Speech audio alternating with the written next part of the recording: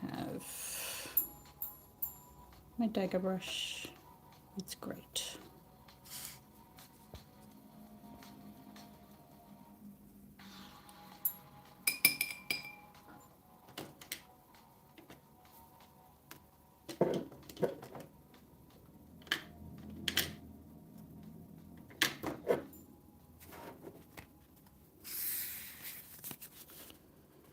Going to take it easy, make sure that it is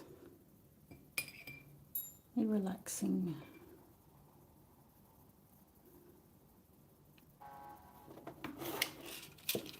I'm going to use phthalo blue, viridian, maybe some sap green, maybe some turquoise and silver.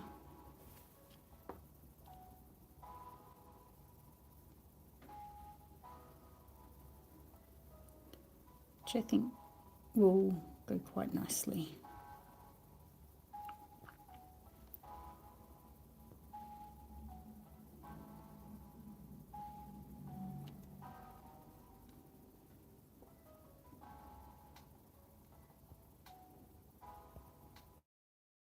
Sort out my camera.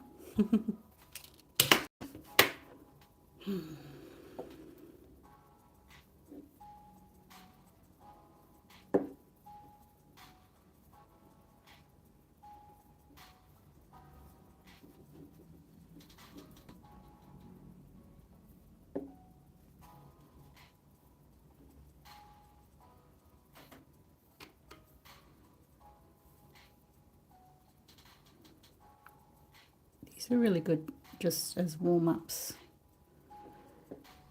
It's been quite a while since I've painted.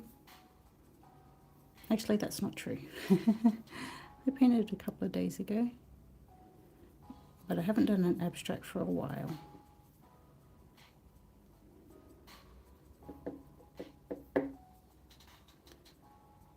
I've had a lot of landscapes to do as commissions, and so I think that took up quite a lot of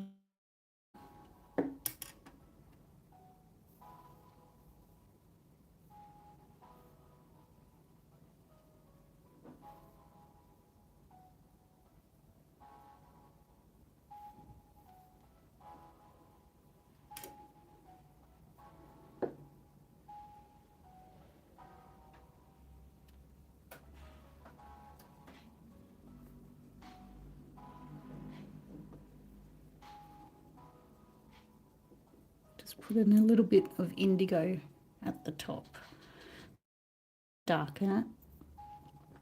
Indigo by Winsor & Newton, it's a fantastic colour, it's one of my favourites. It works well with this colour combination because I think it already has phthalo blue in it. So one of the pigments that's mixed in with it is this beautiful bright blue. And so naturally it's going to blend well with that pigment.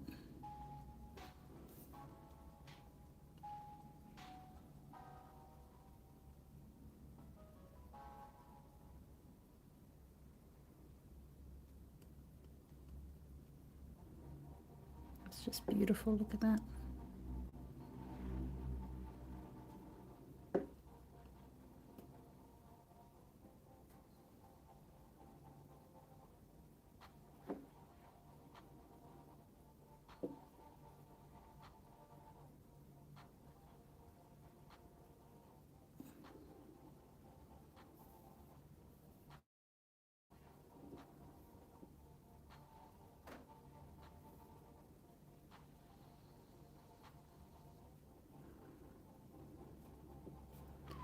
Abstracts are great,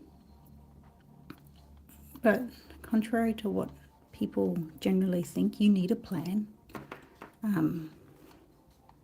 They appear very free,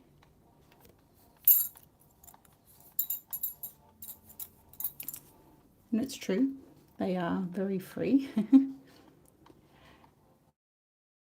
But the abstracts that feel moving, or they feel like they have something. They have a structure. They're not just random. This one's coming together, but that structure could be lost. So you'll see like a lot of the weight is on one side, but it kind of pulls your eye around and then down and then up again. So it's following a kind of a course. And I think abstract paintings, sometimes you can tell when they're following a course, when you can tell when it's doing something like that with your eyes. And they're generally the ones that you spend time looking at.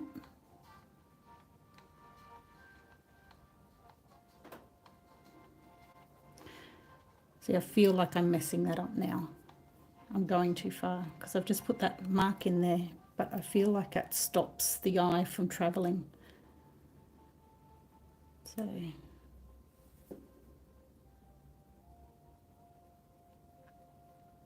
and this is the beauty of experimenting, because sometimes you get it spot on, you really nail it, but then other times you just go too far.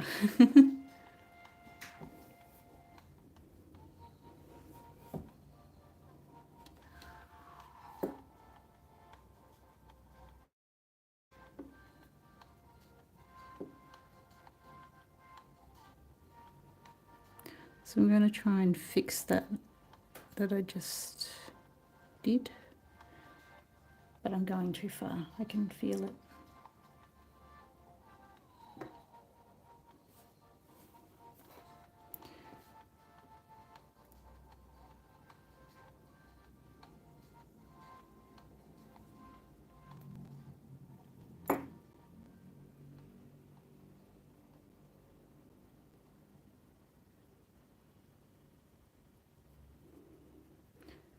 Like I said, it's the first abstract I've done for a while, so definitely feeling a little bit rusty.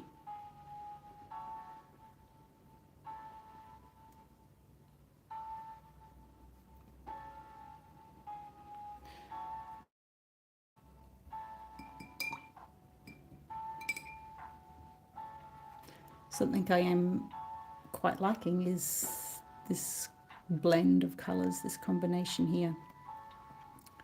Might be a little bit hard to pick up. Yeah, the camera's not picking it up perfectly. That's okay. I've just, I don't like. I should have left it. Let's fix that up.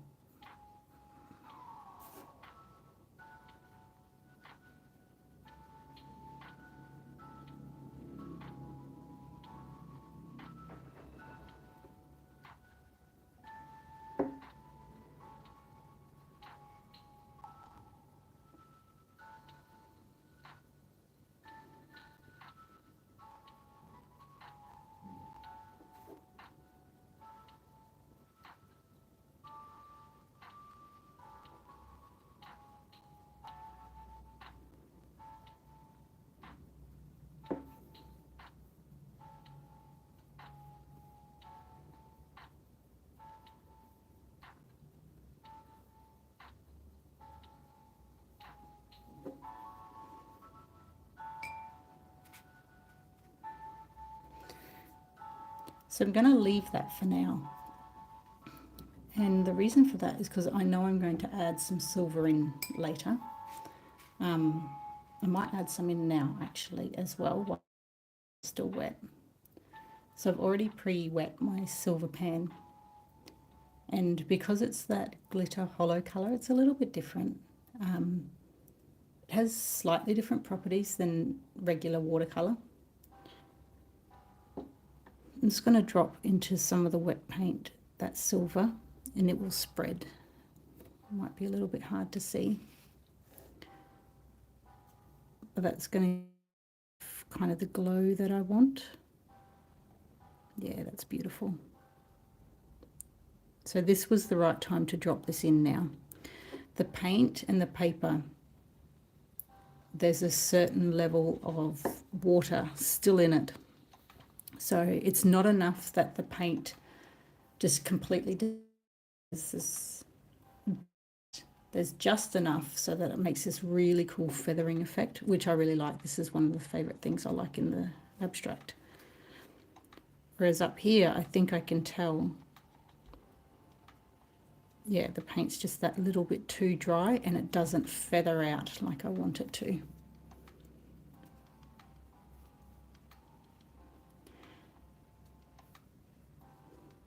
I think the good thing with these kinds of like miniatures is that you can really experiment with your colors, and you can see, oh, that's, look at that, that bloomed just nicely. I wonder if that the camera was able to catch that.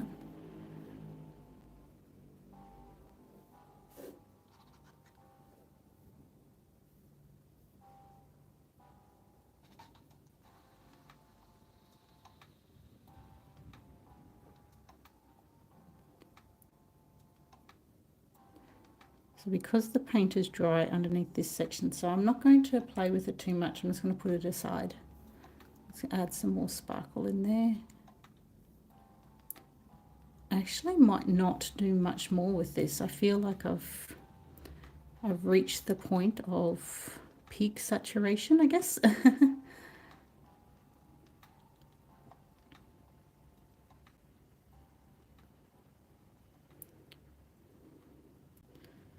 The only thing that I feel like needs to change is this little one down here. It's too much of a blob for my liking, so I'm going to just try with my small brush.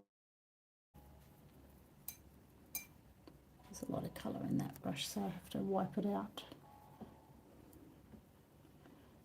So what I get guilty of doing is just putting my brushes back without properly cleaning them, so that next time I go with a different colour. And that colour, the old colour from a different painting, is still in the brush. It's not good.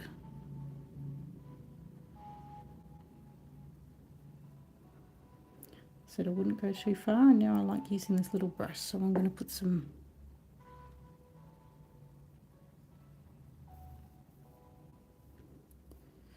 now you can't see at all, especially from the angle that you're viewing, these lines that I'm putting in. And that's what I really like about these metallic colours. It really is, you have to be on the right angle at the right time in the right lighting before they appear. And I think there's something quite amazing about that. Like hidden talent. I like it when you know someone and then you discover that they have a hidden talent. I think that's a really cool thing. So you can see the lines here that I'm putting, and I quite like that. I like the subtlety of it. It's probably not as subtle as I'd like it, but I'm just going to accentuate some of these curves, like I said, so that we're able to draw our eye around. I'm going to leave it there. This is the first one I did today. I did this one not long ago, and I actually quite like the shapes that have come out. I used a different kind of glitter. It's a hollow glitter. Hollow, I'm not sure how to pronounce it. But in the right lighting, it is very multicoloured. But most lighting, it just looks like a grey silver colour. But I like the shapes of this one. I don't know why. I'm not sure what direction it will be displayed in the end. I feel like it will be this direction in the end. Just as though something is rising up. I quite like that. So I'm going to try and not move this one. I'll try and move the camera so that you can see. But there is some amazing kind of granulation happening here. And if I pick that up and if I move it now, it's going to destroy that. So I'm just going to very carefully just move it aside while I get ready for my next one, for my next trick.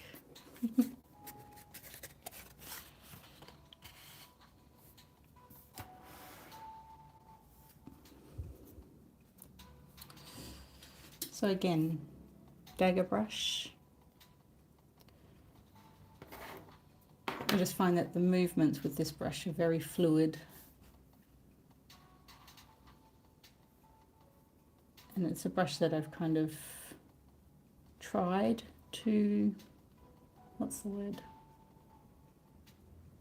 Make work, I guess.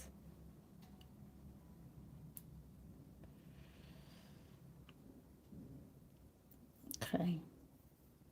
Just trying to decide on the colours because I'm never like, I'm going to paint in this colour today. I might try just Payne's Grey today. Now Payne's Grey and Indigo by Winsor and Newton are made with exactly the same pigments. So there's 3 pigments in each. I can't remember what they are. One of them is the phthalo blue. But because they are different, I like that shape, different properties, they present differently. The indigo is much more blue, so there must be more of that blue pigment. Oh, that is a cool shape. I like that. So Payne's Grey is definitely a lot grayer.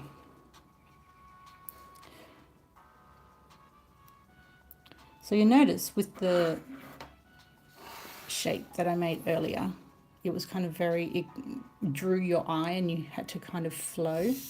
This one I'm trying to do a little bit different on purpose.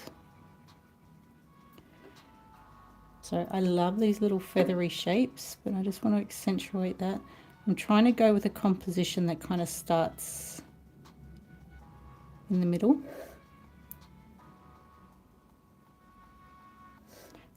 And keeps your eye kind of centered.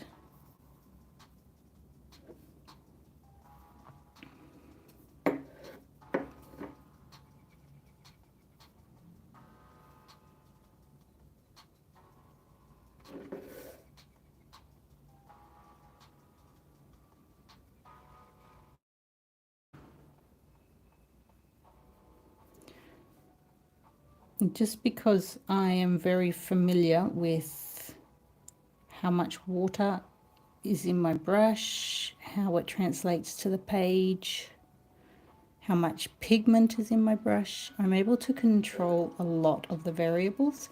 And a lot of people ask about watercolor, you know, how do you get good at watercolor, or how do you find your style in watercolor? And it's all of these things. It's just practice and understanding what the watercolor does with your preferred paper, with your preferred brush, with your preferred, I guess, hand movements.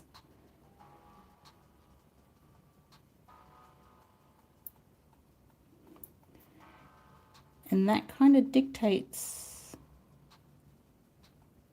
your style and how you like to move the paint around the page. Essentially, that's all a style is. It's the way you move the paint. I really like that. Now, the problem with this is that there's not a lot of variation. I've managed to darken quite a lot. So I'm going to go in and I've just cleaned off my brush, and I'm going to pull out some bits where I want kind of a bit more highlight. I don't normally take pigment out in my abstracts, just because I'm usually pretty good at letting the colour flow properly so that I preserve those light bits. But today, obviously, I didn't do it good enough.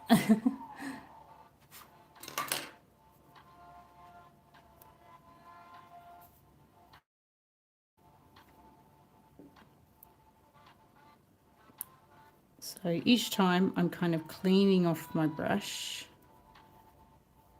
and wiping off that excess paint, and then with a clean damp brush I'm going in and I'm picking up, and I am liking that result. I might do this more often. Wow, it looks like smoke. That's pretty cool.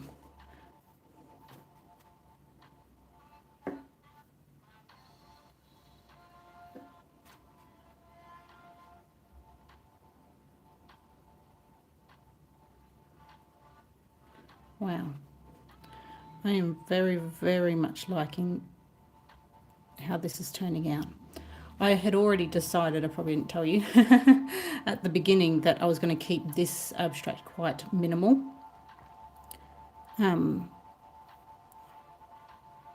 With only 2 colours, and the second colour I was thinking to be turquoise, but seeing how this is lifted and the shapes that it's created, which are stunning by the way, and I'm not saying that look how good I am, it always surprises me, watercolour, and how you can be surprised no matter how much you work with it, and it's just a joy. Like, it's so nice to work with.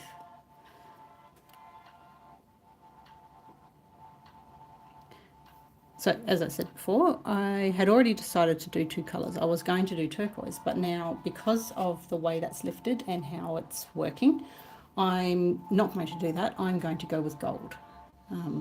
So I'm just going to put water on my gold pan.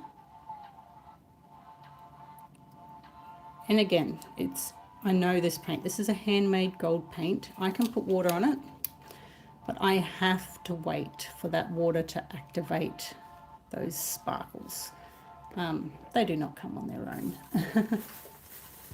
Now I also, a long rigger brush I did, there it is. So I'll use that. So you'll notice the difference between the brushes, and this is where you kind of need to know your tools. So if I had to choose, I would possibly only ever go with these 3 brushes. So I'd go with this one, which is my dagger brush, which I've been using mainly. Hopefully that will focus. If it doesn't, I apologize. I've got a very small, like, fine detail brush. And then I guess we call this a rigger. I think this one is a rigger. This is a size 0, but I do have bigger ones than this as well. And just because of the long bristles, you can get a very lovely, like, flow with these. So I'm just rinsing that off in plain water because I was naughty again and I let the old colour sit in those bristles, which is terrible. You shouldn't do that. Don't do that. Okay, so I'm just picking up some of my gold now. Now I want to be quite careful with this. I want the gold to enhance, not overtake. So I figure the way I can do that for this particular one is to make very fine lines.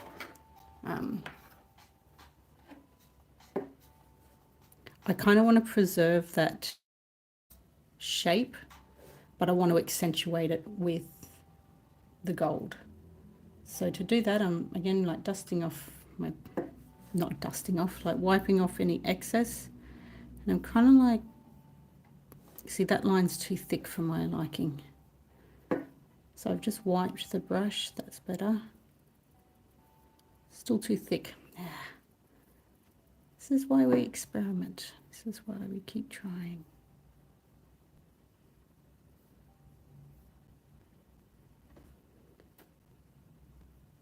Yeah, that's a better line, nice and thin.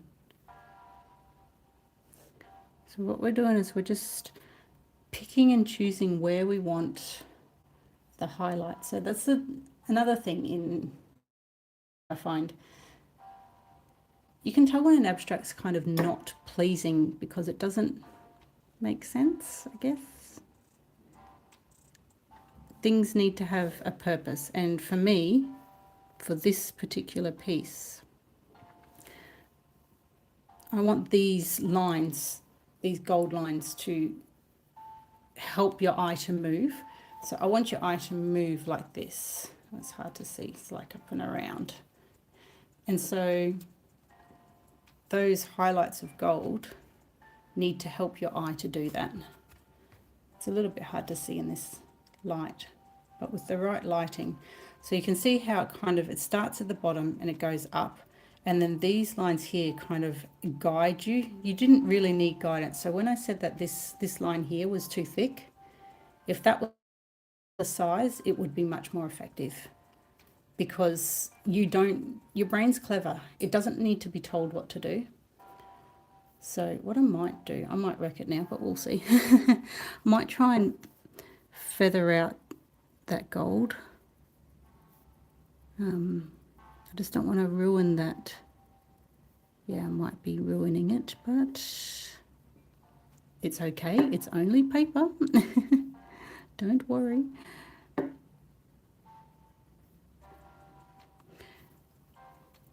So what I'm doing is I'm dipping my brush into the water. I'm trying to pick up clean water so I can pick up some of the sparkle that has gotten left.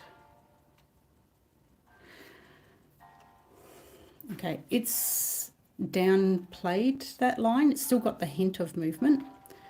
But what I'm going to do as well to combat that is I'm going to go in with my Payne's Grey and quite a dark value. You'll notice that since we've painted, the colour has lightened significantly.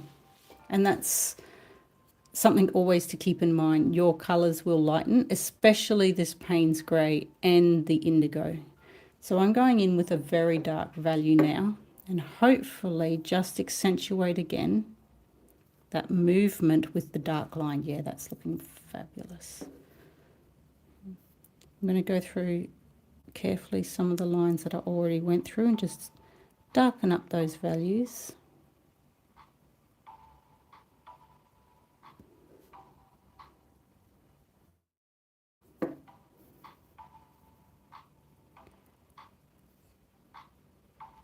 Yeah, that worked. It's nice when what you think might happen comes together.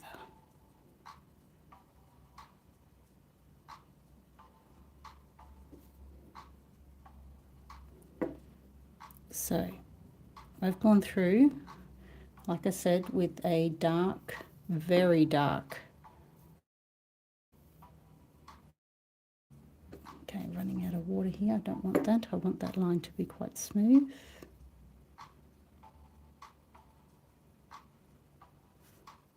Perfect. Okay.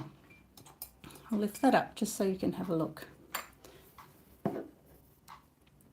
So we can see that we've still got the hint of gold there, but there are some very dark lines that also are next to the gold following those same lines, and they are, I guess, still guiding your eyes to where the artist wants you to look. So it's a little bit hard to see. Okay. So you can see that there is still structure. Even though it's an abstract, it probably doesn't make sense.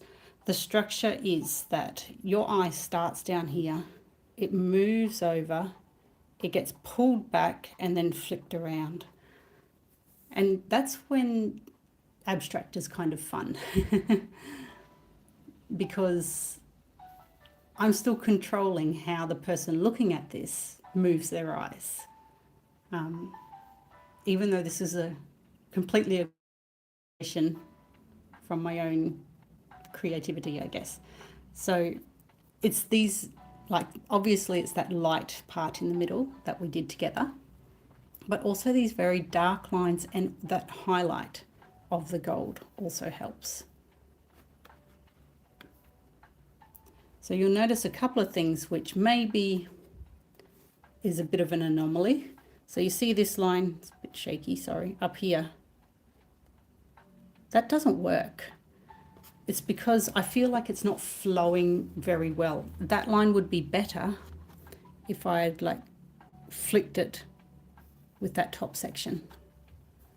So yeah, there's so many cool things that you can think about and do. And you can see how it's different to the first one that we did.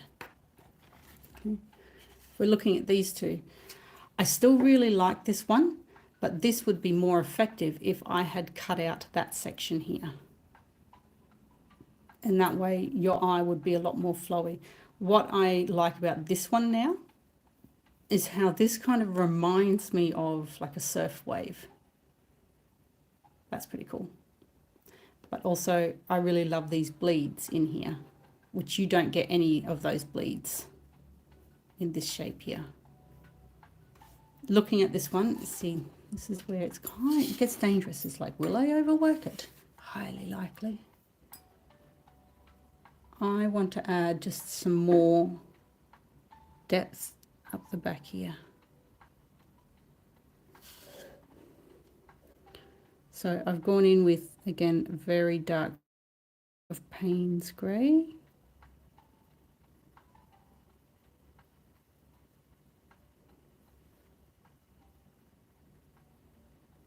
Beautiful. And stop. This is something that I've learned quite a lot. With watercolor, you need to know when to stop, because then it gets into that element where you overwork the painting, and you know when you've overworked it. It's kind of, you've pushed past the point where you feel it looks good, or you've pushed past the point where you're not sure why you don't like it, but you just don't like it. And it's that point, when you recognize that point of where to stop or where to get to, then that's when I think that your watercolors really go kind of next level. So for example, I find that a lot of watercolor, those that are like trying watercolor for the first time, they probably don't let themselves get to the point where they should stop. They always stop short of it being, it's either too light or it's a little bit washed out or something like that. And so they don't like it because there's no contrast, you know, there's no dark areas against the light areas. And so they're like, oh, I hate it, I can't do watercolor.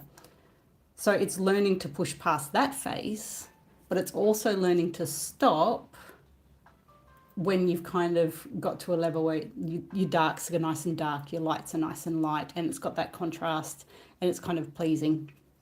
I don't know if I'm explaining it right, but yeah, that's how I explained it.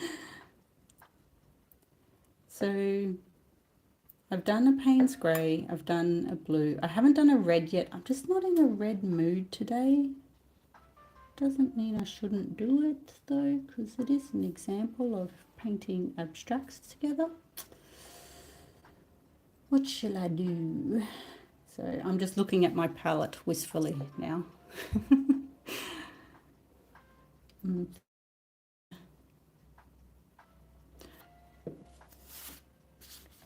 Landscape?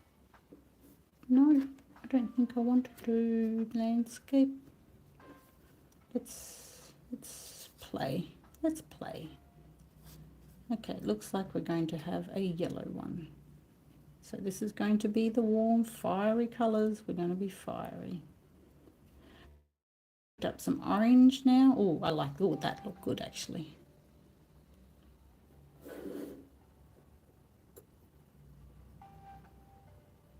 I like how that just bloomed and went pew. Picking up some red now and trying to, see, that didn't bloom as fun. That's okay though, we'll forgive it.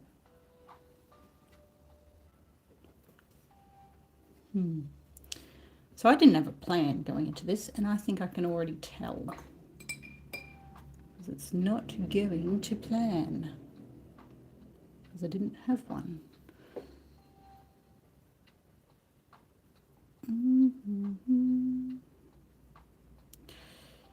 So I've got no structure, and it's just a blob at the moment. Can I save it? I don't know yet. But I guess it's understanding, I think with abstract, you know, all of those composition rules still apply. And when you say composition for ages, I'm just like, what's composition? I don't really get it. It's basically how things are presented on a page, or they're presented to our eye. And because we have like a natural, what's the word? Natural desire to see things that are beautiful and pleasing, we will know when something doesn't look right, and that kind of presents itself in, oh, I don't like that. Of course, there's like preference, and you know, it depends on whether or not you, just personal preference as well. But there are things that when we look at can like spark a strong feeling, and usually a good painting or a good composition sparks that feeling. So I'm just going to go in with some Payne's grey again here to darken up this area. So you'll notice that you try and make some areas really dark and some areas very light. So to go back to what I was saying about things looking naturally pleasing. So as an example, when you walk, see, I don't like that. Talking, and see, that's turned yucky. I'm going to try and take that out. Oh no, making it worse. That's life. Let's try and take that out. I'm going to try that again.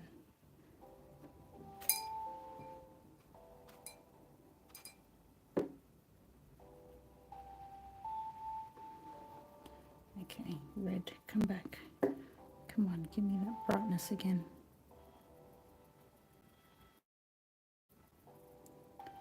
Okay, that's not terrible.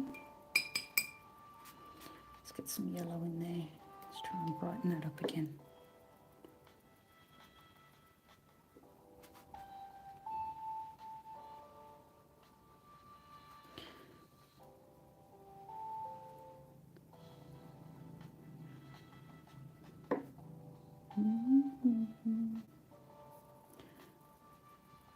Okay, so I had just gone in with Payne's grey, which when mixed with the red had this kind of weird darky greeny colour, which I did not like. So now I'm going over with the violet because that's kind of a colour profile that's more closer to the red.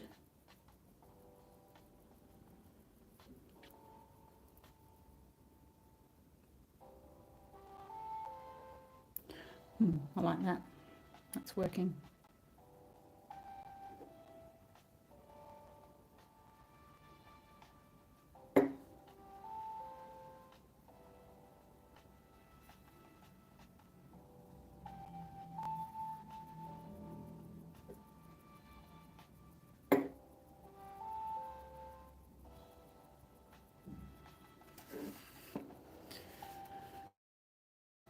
It's funny, I went in planning it to be horizontal and now I feel like it should be vertical.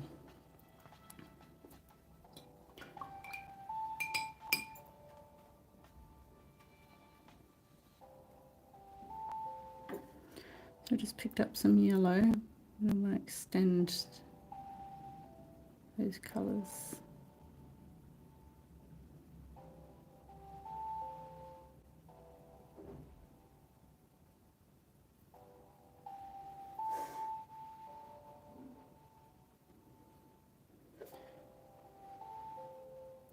I really like that.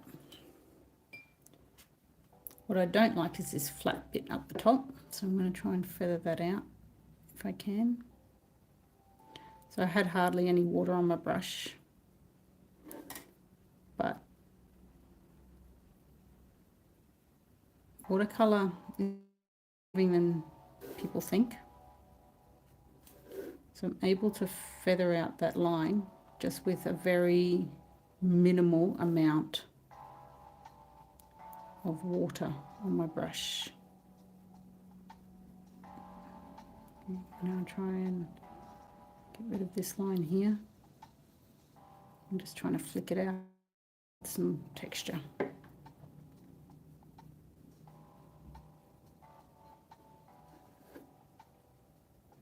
Which is quite nice. Okay.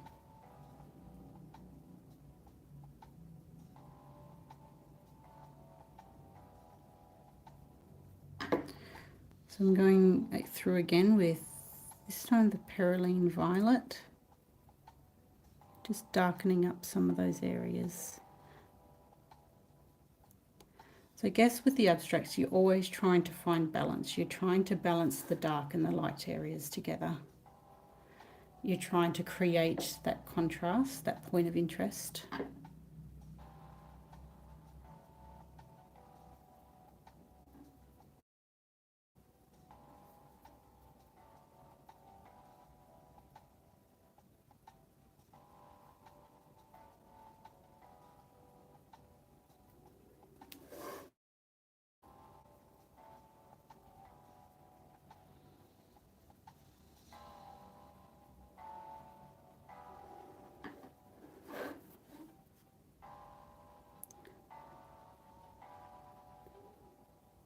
So I know that soon I need to stop. It's coming, I can feel it.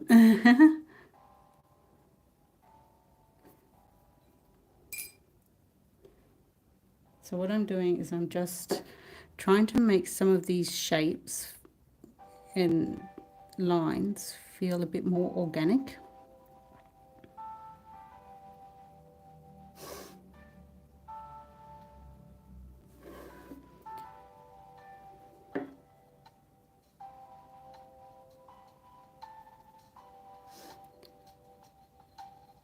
Yeah, that's working. Okay, when it comes to the colour, I feel like I need to stop now. But because I love the gold sparkle at this stage in my art career, and that's become, I guess, a signature of some of the work, I'm going to add in a few lines of that. And again, this is, you have to carefully consider where you're going to place these. You want that highlight to be something that is drawing your eye to where you want the person looking at it to go. So I'm doing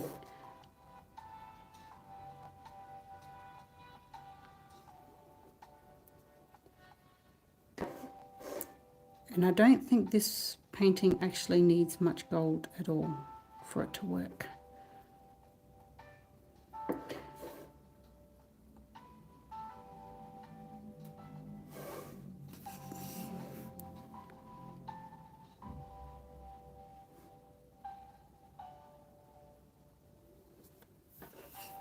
So I'm going to wash the brush off, and I feel like this needs gold, but I feel like it needs dots. Don't know why. Can't very much explain the reasoning, but I'm just putting those dots in gold. So I guess if you've been watching for a while, you can kind of see like the creative process. It is a process, like you get a feel for different things and how they work together. Yeah, that is fabulous. Perfect. I think that's enough. I don't think we need to do more. Okay. I will go through and just darken a little bit more of this area here to keep that contrast really bright and defined. So the paper has dried a little bit, and now I'm just kind of with that darker pigment mimicking that. Put some more of that darkness in there, and then that'll dry beautifully.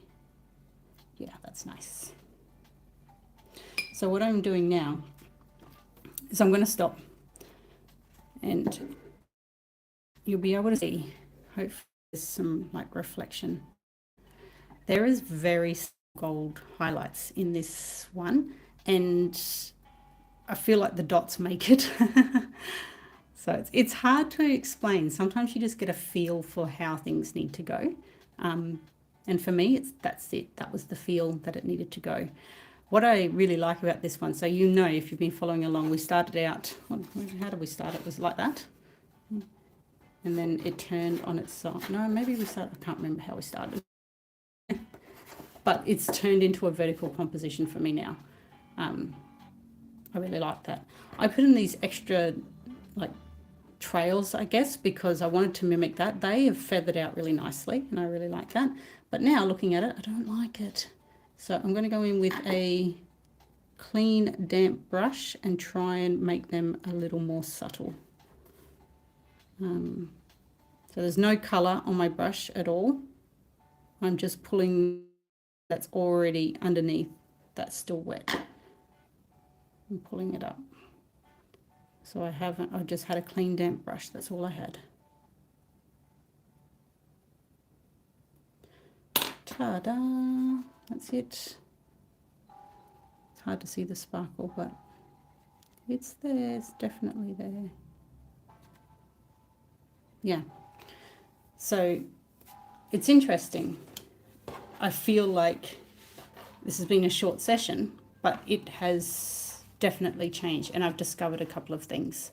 So this was our first one, and these two are kind of similar in their composition, but I like them both, but for different reasons. So like I mentioned earlier, I probably would have preferred not to have that blob in there. Lesson for next time. This one I love mainly because of the smoky aspect, and this is something that I think doing these little experiments is really good. I discovered that I can lift Payne's grey in a way that reminds me of smoke. And that is something that I think people underestimate the value of doing these little fun, interesting little experiments. I can use that. Oh, someone commented. Tiffany, sorry. I'm talking too much, so I didn't see the comments. It reminds me of a beetle or a roach. Well, that's good. It's whatever you can see. I think that's what's cool about these abstracts, is that you never know what is going to come into your head. No, don't worry. I don't mind at all. Is it this one, the red orange one that reminds you? Because I feel I can see that because of it's like a thick body shape. Yes, but as I was saying, like with these experiments, you discover things that you can use later. So I already know. You know how when we were doing this one together, and I was like, oh, look how that lifts. That's pretty cool. That's like smoke. I didn't tell you at the time, but in the back of my head with my landscapes, I'm like, I'm going to use Payne's grey on the mountains as though there's a fire. So this is an experiment that you do that you can apply in other parts of your practice as well. And it's exciting. So I haven't even edited the video. This is going to be months before it comes out. I've started doing new things, and if you're a painter or anything, just try it. I'm starting to sketch where I am and different places that I'm in. So if you can look from this particular picture, which is where we're just on holiday, to this, it's a completely different style. This doesn't feel like me. Having said that, I enjoyed trying to do this. Now, I know this is not a perfect picture. I know it is not the greatest representation of where we were.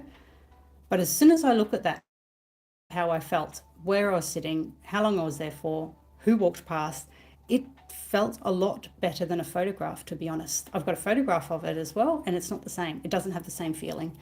So I think when you do experiments that are kind of your style, you can apply different parts of your practice. So, maybe later on when I get into like documenting more of where I am and what I've been doing, this technique of lifting the paper or lifting the paint off the paper will come in handy if I want to do texture for a wall or something like that. So these are all the cool things. You know what? Now that you said it's a roach, I am to put a little dot for an eye. I want to try that. Should I do it? Because then it's not abstract. Then it actually is trying to make you feel like it's an insect. Should I do it? Should I do it? Yeah, I'm going to do it. That's funny. Let's try.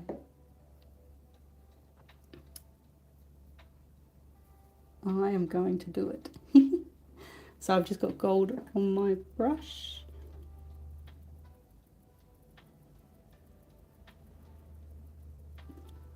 I like that. That's funny.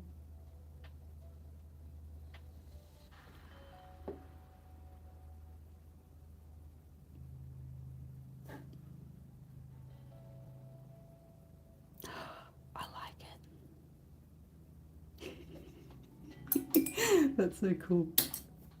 It's a beautiful roach. It's got an eye. That's quite funny.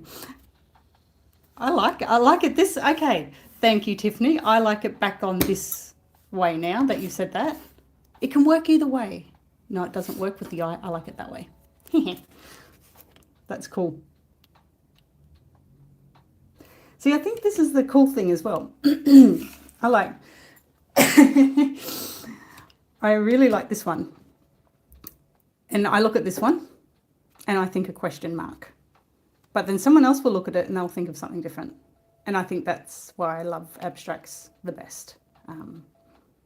Yeah, because it doesn't matter. It can be very different. That is cool. Shall we do one more? That one's a dragon tail. Yeah, I think of my abstracts actually do feel very dragony, which is fine. I think dragons are cool. Some of the ones like the deep ocean creatures, I feel like some of my work is kind of deep ocean as well, which is kind of cool. All right, I'm going to do one. Now, I've talked about this a lot in other videos. So when you get a, excuse me, a new watercolor palette, excuse me, you don't know what you're doing, which I didn't. And so you just paint using all the colors, which is what I did. And I notice now, after it must be more than 15 years of using the same watercolor palette, there are pans in that palette that are still barely used. And that's how you discover too your style when it comes to color, what colors you prefer. So for me, definitely the earthy tones, like the burnt siennas, the raw sienna, the very earthy kind of colors, I hardly ever used. And that's fine. So I'm going to try that now using colors I don't like. I don't think, it's just, I just don't like them. They have their place, and when I see pictures of people that use them and use them well, I admire that, because I know that I couldn't make it work. But I think it's important too to try and make sure you're always pushing your practice. Like, don't make it uncomfortable, obviously. You want to enjoy it. But that's one thing that I did notice. I would avoid using colours I didn't like. And often, like, especially when I went to like art fairs or something like that, they were like, do you have any like earthy toned paintings? And I'm like, no, I don't paint with them. And I discovered something interesting. Tiffany, yeah. So many people do love the earthy colours, and I've realised something which I never knew before, is as an artist you tend to paint with the colours that suit your skin type. which I thought was very interesting. My skin type suits the earthy, not earthy, it's earthy's in my head, the jewel tones. So like the deep, you know, the emerald greens and the dark maroons and like the blue, like ultramarine blue, that suits my skin tone. And that's what I wear most of. But then there's others who, because of their complexion, they very much the earthy tones, whereas if I wear anything earthy, I just look sick and washed out. And I thought that was a very interesting observation, that you tend to go for the colours that you wear, which I thought was very cool, and also probably an explanation as to why I don't gravitate to the earthy colours. It's because I don't wear them, and so I kind of don't understand how they work together. But also I have come to the understanding too that there are many people that love earthy colours, and whenever I have pieces in earthy colours, they sell. So that's a good lesson for me as well. So as an example of not really understanding, I wear earth tones and have olive skin clothing.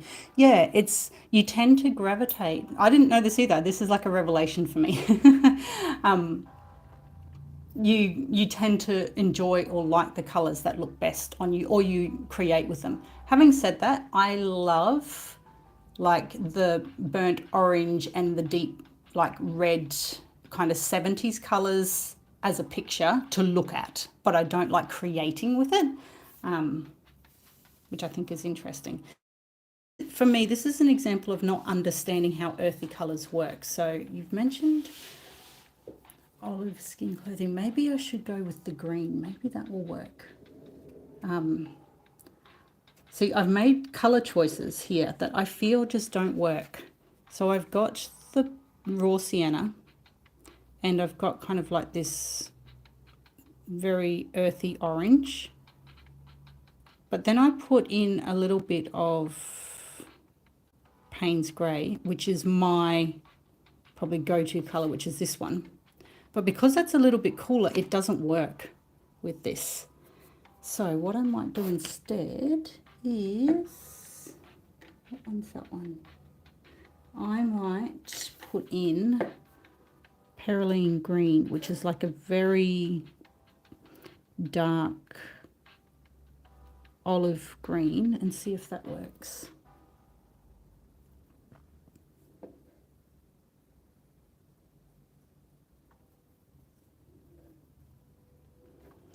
It does. I might have to experiment more with this. This is a good thing. Out of the comfort zone for sure. Okay, I get it now. The green, the olive green works, the violet doesn't. So that is good to know for me for next time, that if I'm going to paint with earthy colours, the Perylene Green works better with these earthy colours than the violet.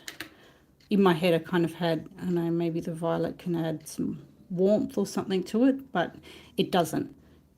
By putting in this like dark value of green, it makes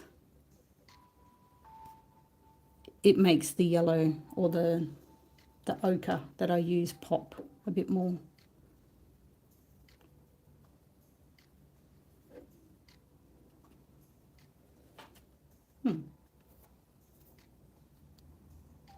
Loving this piece. The green is lovely. Yeah, so that's an interesting, I guess, experiment. I don't like this particularly, but I've learnt a lot just in this little section because it's a colour I don't usually use. So you'll see up here, you might agree with me, Tiffany, that the violet here, it kind of doesn't work. It kind of doesn't work with these colours. So this is like, they're experimental pieces, so I'm not going to like keep them or anything, But I'm just going to go over that and just see. Yeah, that works better.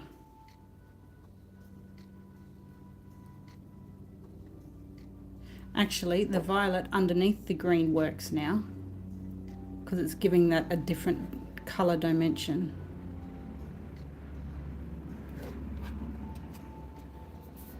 So it's interesting. So these are like good experiments to make. So the first base color I put down was burnt sienna. So that's kind of like the browny kind of color. And then I went over with like the, I think it's New Gamboge, actually, yellow. I don't think it's a yellow ochre, which is a lovely color, but it works really well with the raw sienna. But it's the green that sets that off. So at the beginning, because I usually work with violets, so violets definitely work with these brighter, warmer colors. But with the earthy colors, if I want to make the lighter color stand out, then I'm going to use the green, that perylene green. That's going to make it work. But what I know absolutely is that these colors will work perfectly with the gold. So I'm just going over with the green now.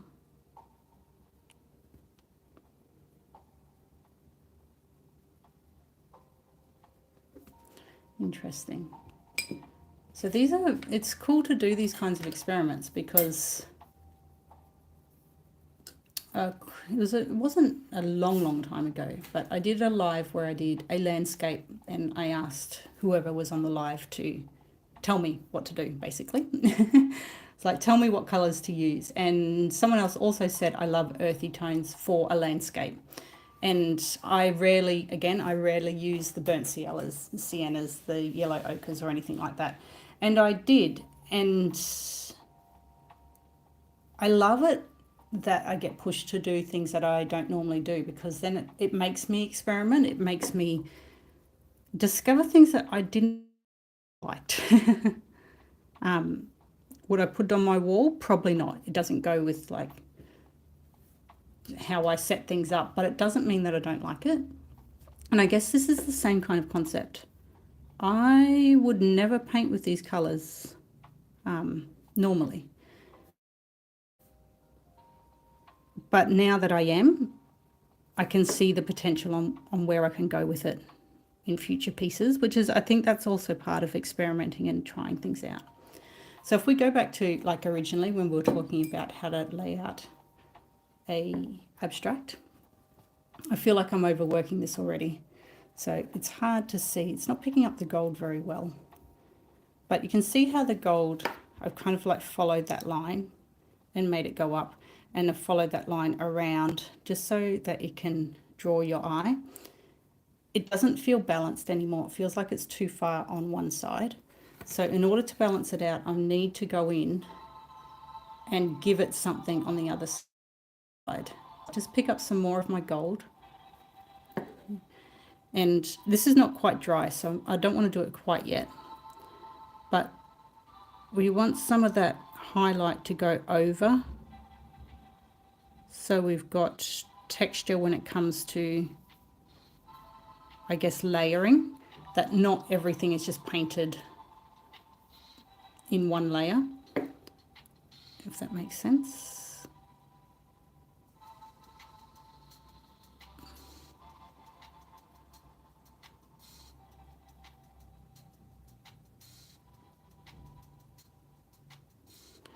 So I feel like now I'm overworking it. I can feel that. But I'm also, because this is quite experimental, I'm happy to do that. I might stop there because I'm not 100% on the composition, but I like kind of like this circle idea at the bottom as well. So that's another thing. Oh, thank you. See, good suggestion to go with that, with those colors. So again, what have we learnt today? They're all different. We've had 4 different little experiments. So we've learnt, well, I've learnt that to make earthy colours pop, I need to like a green or an olive to make it stand out. I can't go into the regular go-to colours that I normally do. I've also learnt that I can lift this particular colour to a point where it looks like smoke. So I can apply that to a different composition or a different painting entirely. I have learnt that my silver feathers beautifully with phthalo green and viridian. So you can see how it feathers really lovely in there. I've also learnt that I accidentally have been doing kind of circle shapes at the bottom. So you can see this one. So that's kind of like the start of a wave. But this one particularly I love how that kind of circle idea kind of happens. I like that. I've also learned I can paint bugs. Cockroach. Yeah, I think that was a very quite successful experiment. It's interesting now, looking at these, I really like the colours. I'm quite excited about what happened. I'm happy to do one more, but I'm going to completely change the colour. And I'm going to go pinks. Now this is a strange thing as well, as we were talking earlier about colours and what you wear. I never wear pink. I think I'm allergic to the colour. It just does not suit me at all. But I love painting with pink because like it works really, really well. So I'm just going to put those aside for now. And just to show you too, I think I'm in a little bit of a mood for like mixing things up. So I'm going to get, I think it's Permanent Rose, Winsor & Newton. So I've got quite a lot on my brush, and I've got a lot of water in my brush as well. Just look at that colour, it's incredible. That's a cool shape actually. I like that shape. I just picked up more water, but I don't want it. So I've just brushed it off, and I'm trying to accentuate some of those shapes. So with my style of abstract, I guess, a lot of the blends and bleeds happen the best when the paper is still wet. So I try and work as quickly as I can to smooth out places that I want smoothed out, but also to make decisions. So that little flick is dry. I can see that on the page. So I put that down there, whereas this one down here, it's still wet. Just making quick decisions like that. And you'll probably notice, if you've been here since the beginning, I don't know if anyone has, how much quicker I'm working now as opposed to that first couple of abstracts that I did. And that's the value of practice. You just get into a bit of a flow and it works. Practice does make perfect. Oh, look at that. That's pretty cool. So even I too am a little bit surprised at how quick I feel like I can work now compared to the first couple. I'll probably go silent now because I'm starting to really feel the flow of this.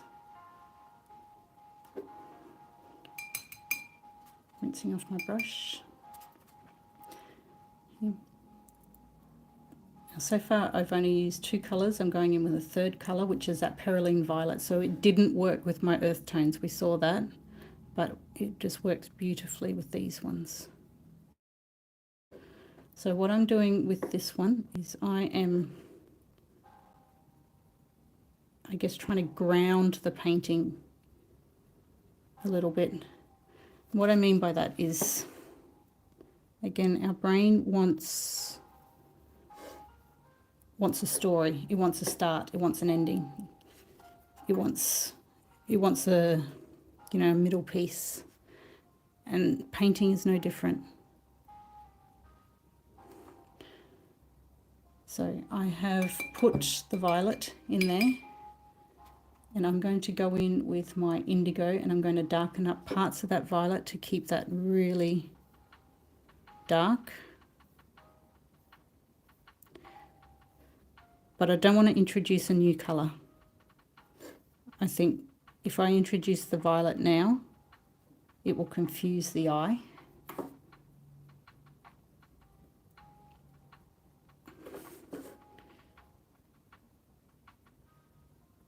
been picking up paintings and showing you, but I'm not going to do it with this one because I can see that the paint is feathering in an interesting way here. If I pick it up, it's going to change that dynamic, and I don't want to change that.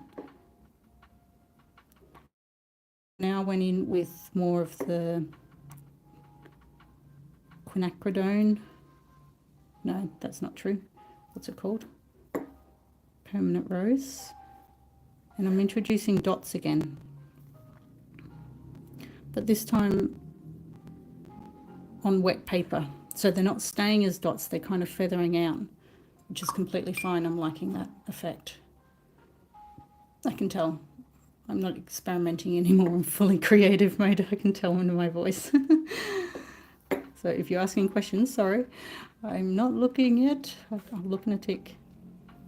So now I've changed it with orange, and I've alternated, and I'm dropping in. So the paper is still wet, so those dots that are forming, they're different. They're spreading out slightly. And again, this comes with practice and with knowing your paper, knowing your paints, knowing your brush. What watercolor palette are you using? I have stuck with Winsor and Newton since I started. It was the professional color palette. I'll explain a little bit more. Sorry, I'm in the zone. So what I was saying about grounding and then having an ending, this is it.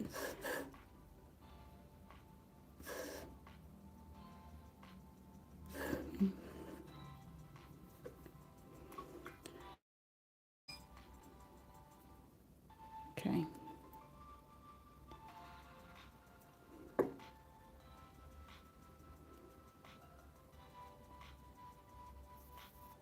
There we go. And I mentioned earlier too, knowing when to stop.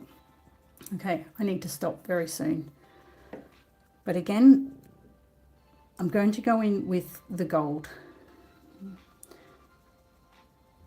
Because of the shapes of this one and how it's worked out, I don't need much.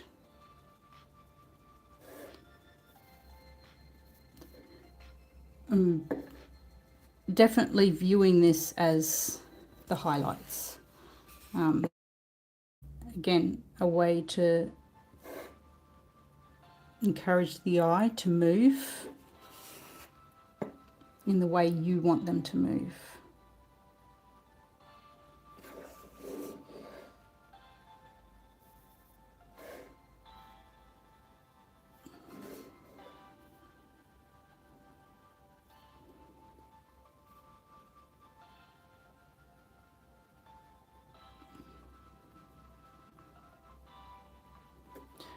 That is cool.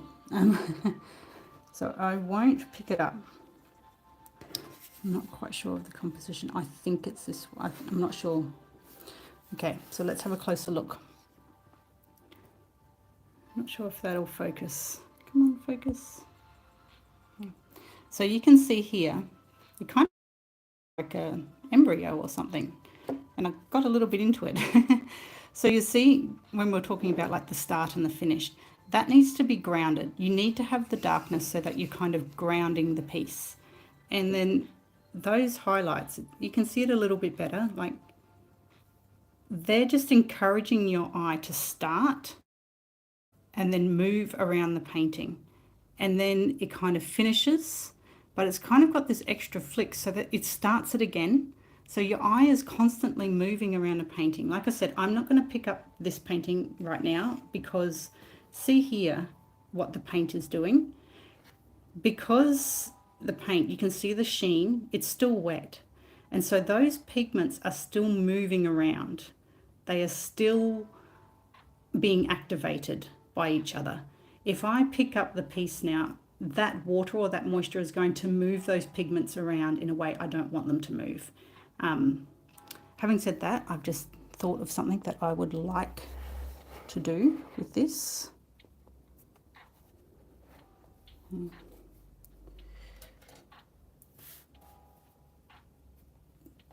Yeah, it's funny, like that was not my but I'm going in with the dots again, but this time with gold. And because the paper's still wet, they're feathering out again beautifully, just like the ones underneath it. So in the right light, they will very much be beautifully highlighted. That is very cool. Very cool. Interesting. That one a lot quicker. Much quicker. Yeah, I like that one. Ah, that's so exciting when something goes. So if you hear from the start, you would have seen the progression. So this was number 1, 2, 3, 4, 5. So number 1, number 2, number 3, number 4, and number 5. This is nice. You can see the, oh sorry, 5 is this last one. 4 and 5 next up. Already you can see a big difference from, let me get the camera, number 1 to number 5. The movements in this one, they feel freer. They feel natural. The movements in this one, it's nice, but it still feels a little bit forced. It still feels like we're trying hard. This one is better, but there's still an element of control. This one, our little cockroach, starting to get the idea that has come out here in this one. This one we experimented with colours I'm not familiar with, and we got the circle. So you can see just this experiment today, we've progressed and we've used some elements. So I started with dots in here, and then in our last painting, it's incorporated that circle, which we did in the 4th painting. It's incorporated some of those bleeds, which was in the 3rd painting. I didn't do any lifting, like lifting of the paint, because I felt like I didn't need to. But we also, I liked the feathering in the first one, and that translated into this last one. So you can see how just from one session, we've managed to come to a painting, which for this one, for me, out of all 5, I'm not sure about you, tell me in the comments which one is your pick, whether it's 1, 2, 3, 4 or 5. For me, definitely 5. You might have noticed I changed the way I was speaking. I was kind of more involved with this last painting. It felt comfortable, it felt free, it went quickly. So it's taken us about an hour to kind of get out all of the junk, I guess. It's not junk, but in that way, like that creative energy, that flow, to a point where we've combined some of those elements into this last painting. And for me, this feels the most free. 5 and then 4. Yeah, so that's interesting because that's your colours, number 4. So I guess out of all of them for me, this is 1. Number 2 is cockroach. Number 3 is my smoke. 4 is my first one, and then 5. And that's only because it's a colour thing for me. But I'd like to experiment more with these colours. But the circle, that's like a concept I want to explore a little bit later. So such a cool little experiment. It's been fun. It's been a fun little morning painting, and I feel very accomplished. That's really, really cool. So I think that's it for today. Thank you very much, everyone who joined and who will join in the future. Thank you, Tiffany, for all of your feedback. That actually inspired a lot of things. It's interesting. You're saying like certain things like influence the design in the end, which is really lovely. So that's such a cool little experiment. All right. Wherever you are, have a great time. Thank you very much, and we'll talk to you all later. Bye.